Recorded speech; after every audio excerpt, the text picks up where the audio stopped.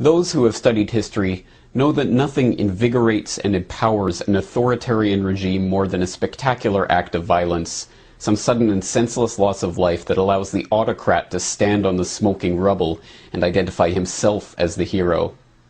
It's at moments like this that the public, still in shock from the horror of the tragedy that has just unfolded before them, can be led into the most ruthless despotism that now bears the mantle of security.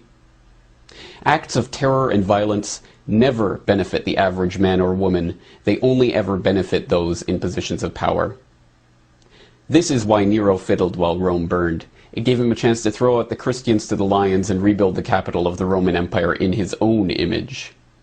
This is why Hearst and the warmongers of the emerging American Empire were delighted by the destruction of the USS Maine in Havana Harbor in 1898. It gave them the excuse they needed to rouse the public into supporting the Spanish-American War. This is why Israel attacked the USS Liberty in 1967 during the Six-Day War, strafing and torpedoing it relentlessly for hours in a vain attempt to send it to the bottom. The Israelis believed that the loss of the Liberty could be blamed on Egypt and draw the Americans into war. This is why there are hundreds of documented examples of government staging attacks in order to blame them on their political enemies.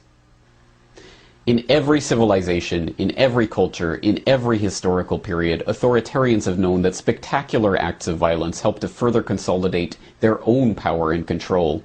And sadly, throughout history, there have been all too many willing to allow attacks to occur, to pretend that attacks have occurred, or even to attack their own population in order to further their political agenda. To think that such staged provocations and false flag attacks no longer occur would be as unrealistic as believing that human nature itself has changed, that powerful people no longer seek to increase their power, that influence is never used for deceit or manipulation, that lies are no longer told to satisfy greed or slake the thirst for control. It is to believe that our society is immune from those things that we have seen in every other society, in every other era. In short, it's a dangerous delusion. The people are once again learning the power of this delusion. They are learning the extent to which they have been lied to. They are once again studying their history. The Russians are learning how the FSB was caught planting bombs in Moscow in 1999 during a terror scare that swept Putin into power and stirred the public into supporting the Second Chechen War. They are learning how their autocratic ex-president came to power campaigning on the graves of those his old FSB cronies had killed. The Israelis are learning how Mossad has been caught time and again posing as the very Muslim terrorists they claim to be opposing. They are learning how Israel uses the specter of terror to further extend their blank check drawn on American funds to expand their police state at home and maintain their hardline stance, the world's sixth largest nuclear superpower supposedly threatened by the possibility that one of their neighbors may one day obtain a single nuclear weapon. The British are learning how their SAS officers were caught dressing up as Arabs in Iraq, driving around with trucks full of munitions, shooting at police to stir up ethnic tensions, and ensure that permanent bases could be built in the region. They are learning how Harun al-Swat, the supposed mastermind behind the 7/7 bombings, was working for British intelligence. They are learning how British military intelligence took part in IRA bombings. The Indians are learning how the Mumbai attack was helped by a US agent who is cooperating with investigators so that he won't face questioning by foreign authorities. The Canadians are learning how their own provincial police dressed up as protesters in 2007 and threatened violence against other police in order to force a crackdown on peaceful protests. And the Americans.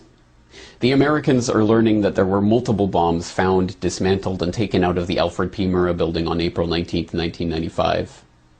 They are learning that Timothy McVeigh had written a letter to his sister in which he claimed to be in the Special Forces for the U.S. Army.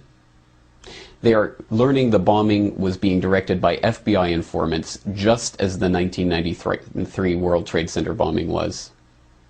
They are learning about 9/11 and the Gulf of Tonkin and Operation Northwoods and their own Army counterinsurgency manuals that teach officers how to commit false flag attacks to blame on their enemies.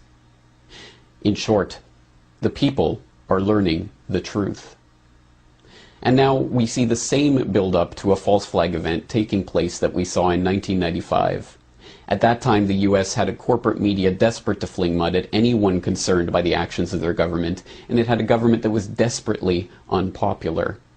Today, we see the exact same factors at play.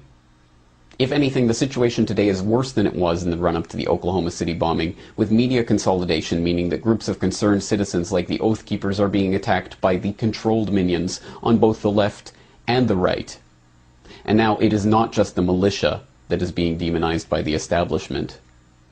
It is veterans and gun owners, third-party supporters and libertarians, anti-war protesters and human rights campaigners, people who are upset with a government giving trillions to the banks that have engineered our current financial crisis.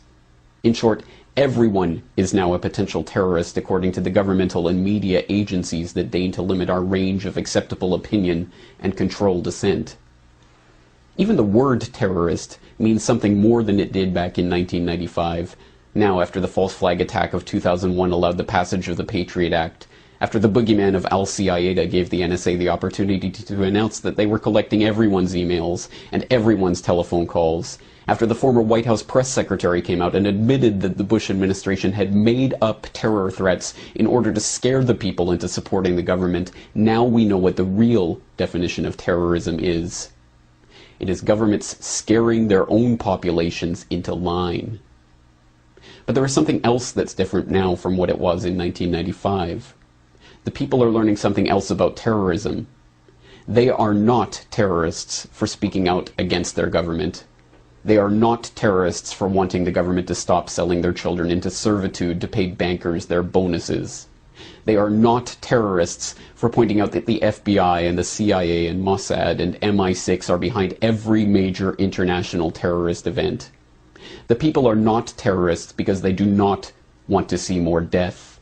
They do not want more destruction. The spilling of the blood of their fellow citizens is not in their interests. Death and destruction only ever serve the governmental and financial and industrial interests who always grow in power and wealth in the wake of every tragedy. Time and again, the people pay with their lives, and the governments and the banks and the war machine only grows and prospers. The people do not want terrorism because it does not benefit them. It only benefits the existing power structure. And this time, if there is another staged event to blame on the government's enemy of the day, the people will know who to blame. For the Corbett Report in Western Japan, I am James Corbett.